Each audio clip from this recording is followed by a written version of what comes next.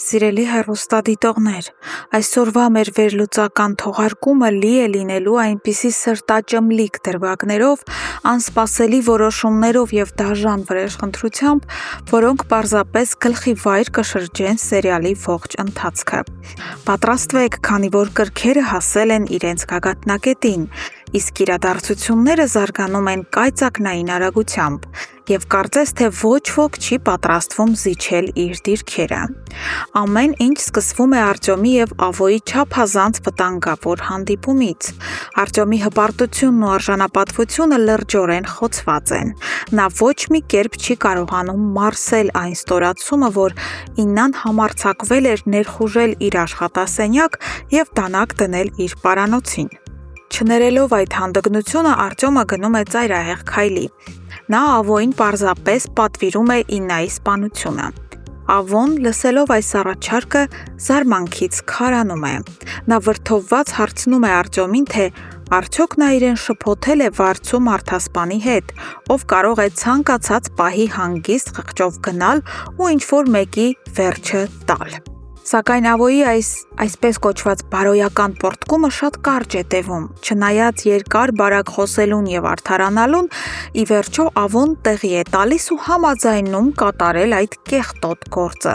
Նա անմիջապես անցնում է գործողությունների և սկսում է գաղտնի հետևել Իննային, որպեսզի հարմար առիթ գտնի և վերջ տա նրա կյանքին։ Այս դավադիր գործարքից անմիջապես հետո Արտյոմը շտապում է Արամի մոտ, հպարտորեն ավետելու իր հաղթանակը։ Նա եղբորորդուն ասում է, որ իրենց վրեժը վերջապես լուծված է,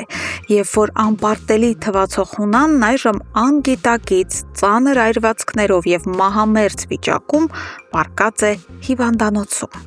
Թվում էր, թե Արամը պետք է ցնծար այս լուրից, սակայն նրա արձագանքը լիովին այլ է։ Արամը ահավոր նեղվում և բորբոքվում է հորեղբոր այս խոսքերից։ Նա դառնությամբ նկատում է, որ հորեղբայրն ամեն ինչ իր վրա է վերցնում, ստվերելով և զրոյացնելով այն բոլոր տանջանքներն ու ռիսկային քայլերը, որոնք անձամբ Արամն էր արել Հունանից վրեժ լուծելու համար։ Արամը զայրացած է, քանի որ իր երկար տարիների պայքարն ու զոհողությունները պարզապես արժեզրկվում են, իսկ Արտյոմը հանդես է գալիս որպես միակ հաղթող։ Մինչ տղամարդիկ կիսում են իշխանությունն ու վրեժի դափնիները, Իննան ցույց է տալիս, թե ինչի է ընդունակ վիրավորված և ընտանիքի համար պայքարող կինը։ Նա բացարձակապես չի պատրաստվում հանձնվել կամ նահանջել։ Իննան անչափ մարտական է տրամադրված և աչքի առաջ ունի միայն մեկ նպատակ՝ վրեժ լուծել բոլոր նրանցից, ովքեր կործանեցին իր ընտանիքը։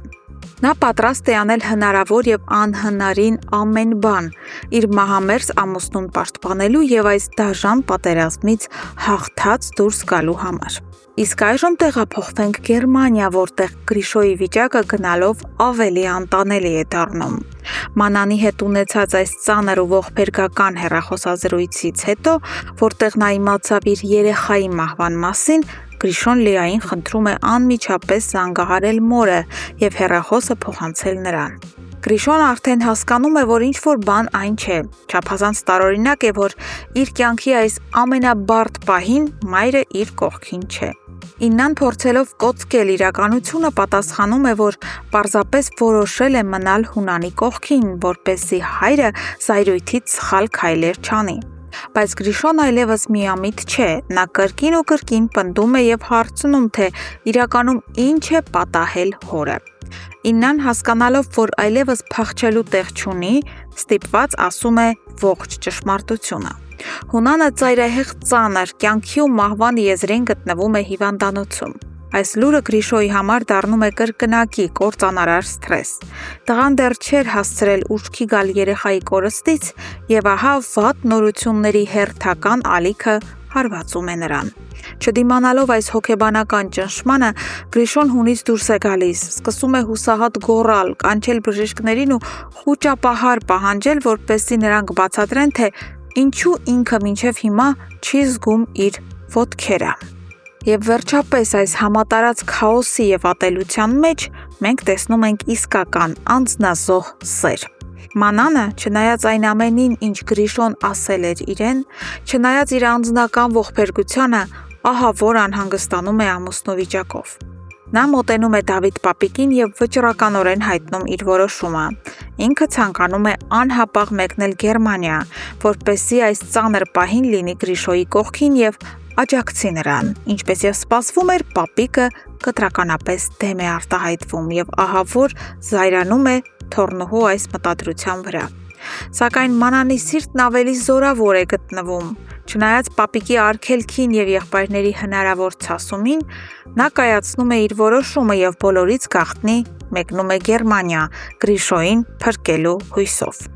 Իսկ դուք ինչ եք կարծում, հարգելի հետևորդներ, ինչպես կարձագանքի Գրիշոն, երբ հիվանդասենյակում անսպասելիորեն տեսնի Մանանին։ Եվ արդյոք Մանանի այս անձնազոհ քայլը կկարողանա հալեցնել Գրիշոյի սառած ու չարացած սիրտը։ Սպասում ենք ձեր մեկնաբանություններին, կհանդիպենք շուտով։